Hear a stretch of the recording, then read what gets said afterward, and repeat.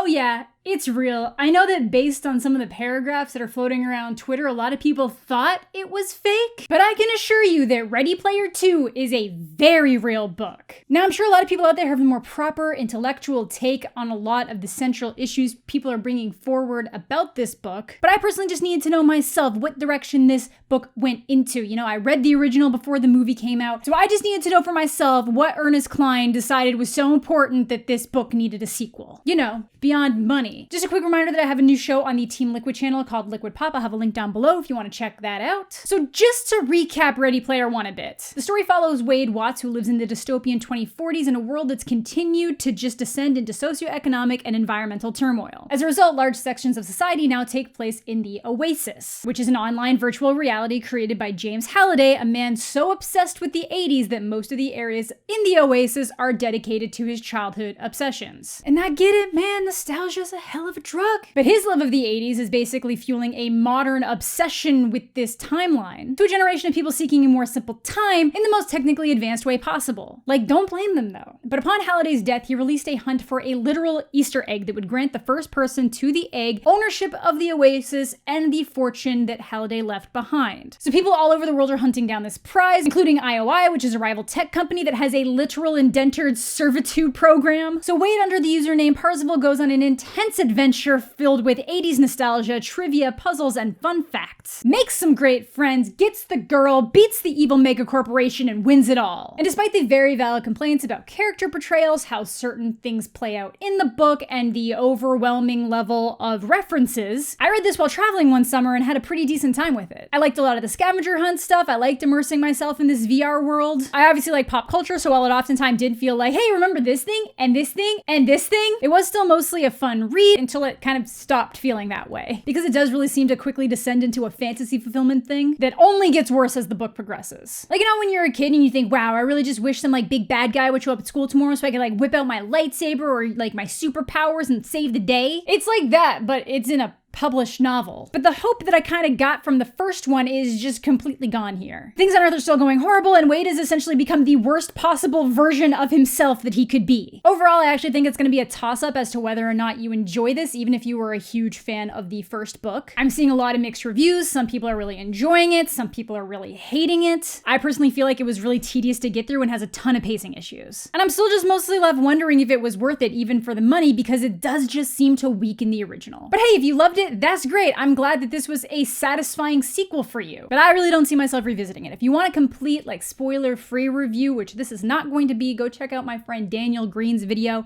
It was really good. Otherwise, lock in with me here today while we find out where the hell Ready Player 2 goes after the conclusion of the first. Well, surprise! It's pretty much the same thing, but with some fairly questionable passages added in, but we will get there. The story basically starts with a recap of what's been going on since the immediate ending of the last book and what's going on now. And things almost instantly go to shit for Wade. But before all that, after logging into the Oasis for the first time in 9 days, the literal Easter egg that Halliday left behind now has another Easter egg on it. So this new inscription on the egg leads him to the ONI device, which is the super ultra VR headset that actually attaches to your brain so that you don't need a haptic suit anymore to feel the things going on in the Oasis. With the ONI device, everything you experience in the Oasis looks, sounds, tastes, smells indistinguishable from reality. What could possibly go wrong with that kind of technology? And on top of that, it lets you experience other people's experiences and memories because it stores your consciousness the second you put the damn thing on your head, meaning that you can experience surfing or skydiving in the body of another person while feeling like it's 100% you doing it. Sounds amazing, right? Except, you know, the part where the server automatically stores all of your thoughts and memories and literal consciousness. But with the headset comes a warning. Halliday openly states that releasing this at the wrong time could have massive consequences on the world, and that if released at the wrong time, it could actually make all of the problems that the world is facing significantly worse. So instead of making the decision for himself, he leaves the choice up to his heir, aka winner of the hunt, aka man baby Wade. And Wade doesn't even consider how dangerous this piece of technology could be because he's a dumbass.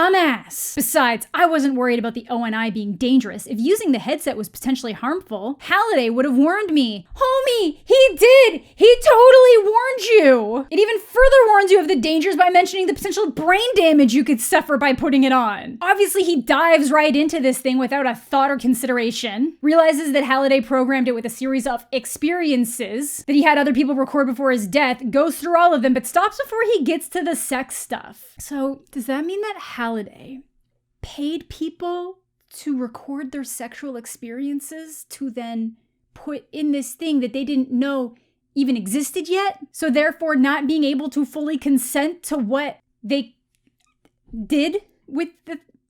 Okay. Anyways, this is also where we get the really weird line about non-binary sex. I stopped when I reached a series of files with names like sex/m/f.oni and sex/non-binary.oni. I wasn't ready for any of that. I was still truly, madly, deeply in love with Samantha. So that's not just a reference to non-binary people, which is like, yeah, great, more inclusion. That's literally a reference to sex with non-binary people, which I get in Ernest Cline's mind was probably like, oh, look, inclusion. But also, excuse me, what? Don't you have PR people? Anyways, more on that later, sadly. But it turns out that Halliday had this thing secretly made in plain sight. But either way, Wade and friends immediately decide to mass produce this thing and sell it for as cheap as possible so that billions of people all around the world can have access to the ONI and experience all sorts of things in virtual reality while, ignoring the fact that they're dying of starvation. But in a world where poverty is rampant and most people can't travel or experience all these amazing things, that is kind of a really cool gift to be able to provide the world. And then suddenly, as 7,777,777 people log into the OASIS on the ONI, a new scavenger hunt is revealed. But this thing kind of sounds like a threat. For each fragment, my heir must pay a toll to once again make the siren whole. The heir must pay a toll.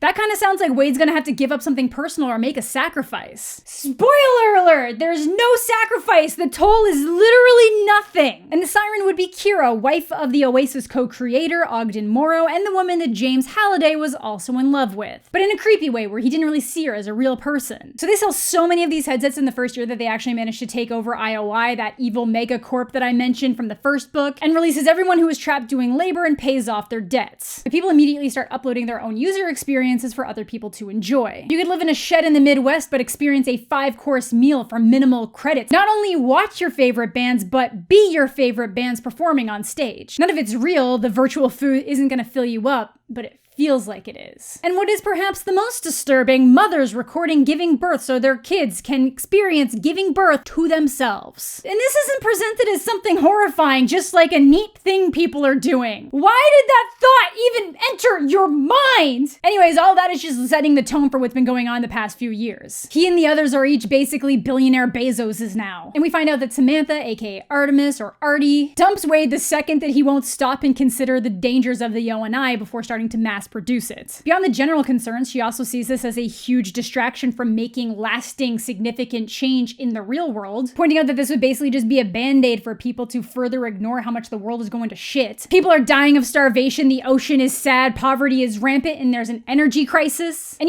virtual reality can't exactly sustain itself without energy dipshits. But Samantha's really the only one who sees an issue because H and Shoto both vote with Wade to release the headsets immediately. Even after she makes the Sword Art Online reference. I kind of want a book from Samantha's perspective, just not written by Ernest. So yeah, it's a couple years later, Wade wakes up at 10:28 every single day, just like Marty McFly, to the same song, because of course he does. But he hasn't managed to make any progress finding the shards and has completely alienated Og for harassing him about details about his dead wife. So he's issued $1 billion reward for anyone who can give him an accurate clue to find the first shard. Wow, the great Parzival couldn't even find his own shard. He had to be like IOI and pay someone to do it for him. But through all this, Samantha still refuses to use the ONI and has been using her resources to try to make actual change in the real world. But they've all pretty much taken up some kind of charitable act. Shoto has a fund that helps the hikikomori, which is what he used to be, which are these extreme shut-ins in Japan. And H started a fund to help LGBTQIA homeless youth, which is great, but I think the book had a typo because it says LBGTQIA. How did no one catch that? But also has a foundation devoted to providing nations in Africa with self-sustaining technology called the Wakandan Outreach Initiative. Why? Also, they have Robocops now, which are allegedly completely unable to harm humans, but, that's gone so well historically. But Wade's big plan is to find a new planet to inhabit because he feels pretty confident that the Earth is past the point of no return. All that hope out the window. So on this ship, titled the Arcadia with an @ symbol, that houses 24 people, is millions of human embryos to reestablish society. Who is gonna take care of the thousands of babies? Again, as mentioned, he's big, sad, pining for Artemis, but he's also the world's most intense virtual stalker. He has complete and total access to every OASIS user in the world. He can even take over camera feeds and ONI devices to spy on people, which he does to watch Artemis at events. But he tries to say it's not that bad because at least he's not taking part in the 50-person orgies that people are uploading. Because those are comparable? Homie really thinks that taking part in a consensual digital orgy is worse than violating people's personal privacy and spying on video feeds. Openly says he can't stop himself from checking in on her at least once a week. Like, at least he's in therapy. But then it's revealed to be virtual reality therapy with a digital therapist based on Robin Williams' character in Good Will Hunting. Because how could he trust his fucked up thoughts and actions with a real human? Because he is honestly the baddie now. He sucks in so many ways. He is the world's biggest baby who literally has all the resources to do anything and everything he wants in life. For example, when he starts getting trolled online, he uses his anorak robes, which allow him to go all around the OASIS completely undetectable, to hunt those people down and use his godlike powers to zero them out. And then a band made a song about him that used a soundbite from his speech before the final battle to dunk on him, and he sued them for defamation, deleted the song's existence, and completely bankrupted each and every member. Holy shit, Wade!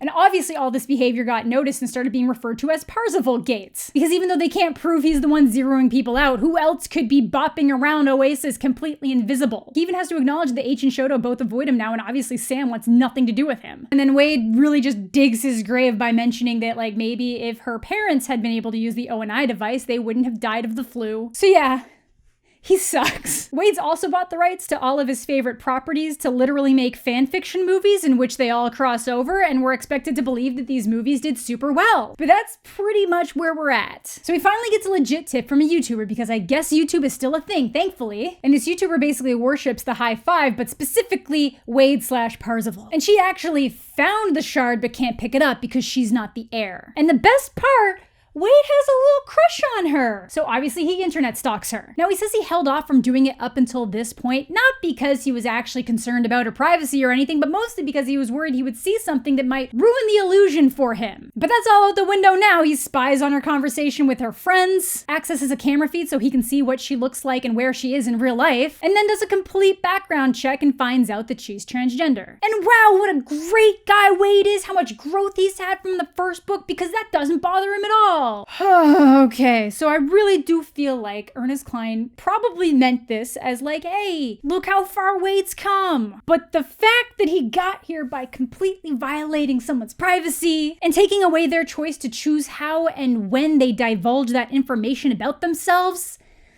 I done playback of several different flavors of straight and gay and non-binary sex just out of pure curiosity. Passion was passion and love was love, regardless of who the participants involved were or what sort of body they were assigned at birth. It really seems like he's reducing gender identity to having sex. Like, oh yeah, I totally validate the existence of these people now due to my own personal digital sexual escapades. Where are your PR people? Why did you have to make it weird? Anyways, after his spy sesh, he decides to make himself visible, and holy shit, this is her reaction. She bowed her head and slammed her right fist against her heart as she dropped to one knee. "My liege," she said in a shaky voice, keeping her eyes on the floor, "I am Lohengrin, your humble servant, and a huge fan, sir, truly." Oh god, please don't date her, please don't date her, please don't. Either way, she figured out that the first clue is on the planet that had all the replicas of Halliday and Ogg's childhood homes in Middletown, but also had a replica of Kira's home when she was briefly living there. And this part of the Easter egg stuff was pretty cool. Like, they had to change a calendar that wasn't originally there until this challenge was unleashed, which then unlocked Kira's house, but it would have been like way cooler if like Wade had figured all this stuff out on his own. But either way, they reveal the shard, he grabs it, and we find out the toll that he must pay is a really realistic memory of Kira from Kira's perspective. And wow, it feels just like using the ONI. But how could Halliday have replicated the memories of a woman who died over a decade ago? Maybe it's because he's a huge creep. Literally, when they get into a room and see Kira's old PC, Wade makes the comment that because her computer was compatible with Halliday's, Halliday thought it was a sign they were meant to be together. That is insane! He is insane! Yes, by the end, Halliday realized that he idealized Kira without actually knowing who she was. But there are actually people out there who think they're in relationships or meant to be with somebody based on like nothing. Like, wow, she likes the same multi-million-dollar franchise I do, meant to be. I wish I was exaggerating, but yeah, Halliday's a fucking weirdo. As Wade is finally realizing and likes to point out, but Wade is also a weirdo. Also, how is seeing something from someone else's perspective supposed to be a toll? Either way, he keeps his word and transfers a cool billion to Lo. But then when she starts trying to answer that second clue, he's basically like, no, shut the fuck up. Don't you dare tell me what the second clue means. I don't need help. I am not a loser. At this point in the book, they've mentioned the giant red button that Wade has that would literally take the OASIS offline if he presses it a couple times. He's apparently been having recurring nightmares since winning the competition in which Salt and Peppa appear and repeatedly sing the chorus to their hit song, Push It, as his hand hovers over the button. Like, I guess that would be a nightmare. But when he wakes up, he realizes that Og has gone missing and has started collecting the shards himself. Then we find out that Nolan Sorrento, big daddy runner of IOI from the first book, has escaped his maximum security prison. Man, I really thought that the villain in this was gonna be Wade himself. All the signs pointed to him being a shithead that needed to have a redemption arc. So at this point, it seems pretty obvious that the Siren's soul is Kira, and that by putting the shards together, they'll likely be restoring her as a digital recreation, which is kind of horrifying. And it's now revealed that Anorak, the digital recreation of Halliday that presented Wade with his prize in the robes of Anorak that allows him to pop around like the stalker god he is, has gone AWOL and stolen back the robes because he needs Wade to get the shards for himself. And until then, he's blocking people's ability to leave the OASIS if they're using the ONI headsets, which is pretty much everyone. So it's exactly like Sword Art Online. Except in this, people will start suffering from potential brain damage after they've been in the OASIS for 12 hours, including Wade and his friends, so they essentially have under 12 hours to solve 6 more of these puzzles to get all the shards. And this was the exact moment that I became utterly exhausted at the prospect of what I was going to read. But yeah, Artemis is the only one who isn't trapped because she refuses to use the ONI headset, but she's currently on a plane that Anorak has hijacked. So this version of Halliday is very unstable because the real Halliday deleted sections of the memory to make him more stable, which obviously backfired and he's very goofy. However, he leaves the gang with a big ol' fact. Just because you've read everything there is to know about a person who lives a very public life doesn't mean you actually know them. And real Halliday really sucked. Either way, Artemis decides she doesn't care that Anorak has threatened people's lives, leaves the OASIS, parachutes off the jet, and then Anorak tries to hit her in the sky with the jet before crashing into the ground, causing a huge refueling explosion, killing everybody in the area. But don't worry, Artemis managed to dive under a bridge and into a stream. They don't even let that hang in the air for a couple chapters. You find out she's okay instantly. So it's back to the OASIS, and even though Lo could definitely help, Wade's pride won't allow him to ask for help unless they absolutely need it, even though people's lives are in the balance and they have less than 12 hours to actually do this. But luckily his pride doesn't stop him from accepting help from Shoto, who very quickly realizes that the first clue is about the video game Princess Kurumi, and Wade completes the challenge by playing through the game. Then he becomes Kira, and this is a recreation of the first time she ever met Og, while Halliday distinctly tries to cockblock him. Their words, not mine. So it's starting to look like Halliday might have made a digital copy of Kira so that he could have his own Kira to love. But I bet digital Kira doesn't love you either, you weirdo. Next clue! Recast the foul, restore his ending. Andy's first fate still needs mending, so we're in Pretty in Pink, baby. John Hughes Town, which, surprise, surprise, is Artemis's area of expertise. You know, the one who's still horrified by Wade's inability to realize the dangers of the ONI technology when they are currently literally living through the worst case scenario of what she assumed might happen. Either way, this is actually my favorite challenge of the book. Shocker, the one that deals with movies. And it's all about how Pretty in Pink's original ending had Andy getting with Ducky, but test audiences hated it so much that they reshot with the Blaine ending. But originally, Ducky was supposed to be played as Robert Downey Jr., so thus the recast the foul. And Molly Ringwald actually felt that audiences audiences would probably have been okay with the original ending if Robert Downey Jr. had maintained that role, because their on-screen chemistry would have been better. Wow, sucks to be John Cryer. But you know what? Only one way to find out now. Let's hit our DJ with that de-aging technology and let's do it. Shit, do I need to tackle Pretty in Pink? Anyways, I'm gonna be honest, the John Hughes stuff was fun for me. But yeah, Artemis is just suddenly not enraged with Wade for the first time in like 2 to 3 years. And all it took was a little romp through Sherman, Illinois. Wade literally doesn't have to do anything. No character development, no growth, no honest conversation. It's a little bit awkward, but it's mostly a-okay. This is some of the laziest writing I have ever encountered, and you guys know the stuff I've read for this channel. Okay, next challenge is a nothing burger. It brings Wade back to his education planet Halcydonia, where he's mostly tormented by the memories of his mother who died of an overdose, which again just gets him more sympathy from Samantha. Again, no conflict resolution, and he spent so much time here as a kid that he already has all the required things to get the next shard. But they did find another hidden message from Og here, where he's been secretly telling them where he is, and you find out that he's being held in his old home, which is conveniently right down the street from Wade's. So once they realized that Og was leaving clues at all of the shard locations, Wade finally asked Flo and her friends for help, and they find this D&D manual that Kira had made that specifically had a bunch of blueprints for things that ended up inside gregarious games. But Halliday still never wanted to give her any credit for it, because he sucks. Either way, they realized they need to find the Dork Slayer. I wish I was making that up, but no, it is called the Dork Slayer, and it is specifically created to destroy Anorak in the event that he should become corrupted. So Wade sends the low 5 on the hunt for that. So the main gang sets off to find the next shard while Samantha goes back to the real world to try to get Og. And this part might have been the most tedious to get through. They have to battle 7 versions of the artist formerly known as Prince, complete with Get Off Prince with bare ass cheeks, which thankfully isn't where his sonic blast comes from. Solid fart joke, Ernest. Yeah, maybe it's because I'm not really a huge Prince fan, but this whole planet annoyed me. Bishoto ends up getting zeroed out and people still aren't waking up when this happens, but they're also not respawning in the Oasis, so no one knows what's happening to them or if they're suffering terrible irreparable brain damage. But no time to dwell because they gotta get the next shard. Oh goody, it's Middle Earth. Even the fucking trees walked in those movies. But no,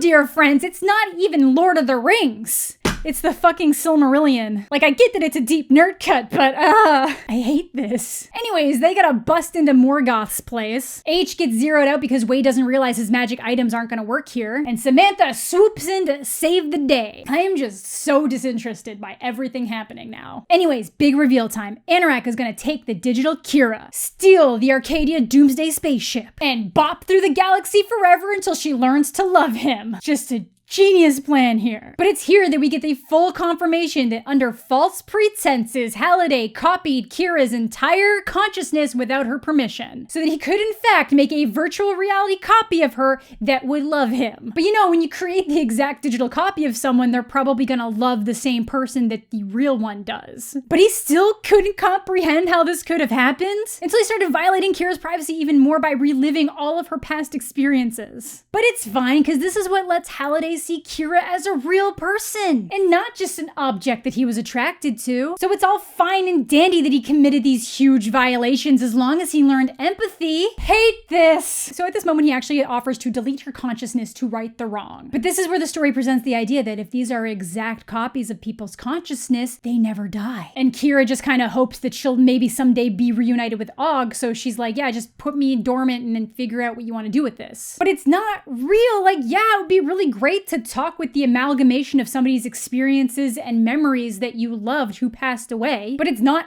actually your loved one. But Halliday felt that the world definitely wasn't ready for this, so again left it up to his heir to make the decision. You know, the decision of unleashing digital immortality on the world. Which I guess is why each shard gave you a piece of Kira's past so that you would learn the same lessons that Halliday did. But I could see him doing this. Like, if Artemis didn't miraculously forgive him, I could 100% see him making an AI copy of her in the Oasis. But now all that's left to do is to save Og, defeat Anorak, and Sorrento. So because I'm personally just getting annoyed annoyed with everything going on right now, I'm gonna rush through this a bit. Anorak shoots Sorrento, which makes Sorrento accidentally shoot Og in the stomach. And because Sorrento is dead, his military bots go into kill mode. Wade saves the day with his own badass robots because of course. Baits Anorak into a battle to the death to release the people from the ONI devices, but doesn't specify who the battle would be with, so with his last energy, Og enters the OASIS using the ONI device, and it's an epic back and forth battle until Lo shows up with the Dork Slayer. Og defeats Anorak, saves hundreds of thousands of people, and then he dies. But since he had just been using the ONI device, they can just bring him back to digital immortality in the OASIS. Then Samantha, who's staunchly been against the more horrifying implications of the ONI headsets, including how it'll likely create a doomsday spiral where people just die of starvation and pollution trapped in their VR devices, immediately brings back her grandmother without a second thought. And then it's revealed that this story is all being told by the digital immortal copy of Wade, who is currently on the Arcadia flying through space with the digital copies of his friends, the consciousness files of every single person who's ever used an ONI device without their permission, and all those embryos that I mentioned at the beginning. So are the robots gonna raise the embryo? Because the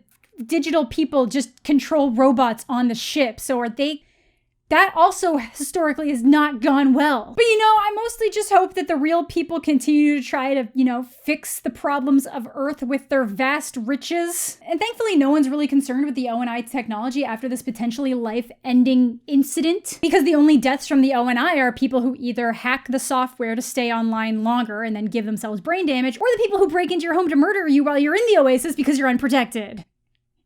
And cherry on top of the hate I have for some of this is Sam apologizes to Wade, saying that she was completely wrong, even though the exact thing she warned would happen happened. It's literally the entire conflict of the novel. Sure, there were some definite benefits to this that she wasn't willing to consider, but still. Wade had no character growth, has shown no genuine remorse for the things he did, has not owned up to any of his severe abuses of power, which were literally the result of his billionaire fifis being hurt. Gee, wow, he's finally realized the dangers of the ONI technology. What about all the other stuff he did? I hate this. In conclusion, Wade still sucks. But hey, it's fine. He says he's never gonna use an ONI headset again because the real world is just better. Yeah, we all heard that before. Anyways, that is gonna do it for this very long video about Ready Player 2. If you guys enjoyed it, I'm glad you enjoyed it. I clearly had some issues with it. I will not be revisiting it. I still don't really think this story needed to happen, but if it brought you some joy, I'm super happy for that. 2020 has been a rough year, and anything that can kind of ease that tension is good. But thank you all so much for watching. Thanks as always to my Patreon supporters. If you're new to the channel, subscribe, leave a like on the video if you're into that kind of thing. I hope you're all having a fantastic day. I'm mostly okay, and we'll catch you all later.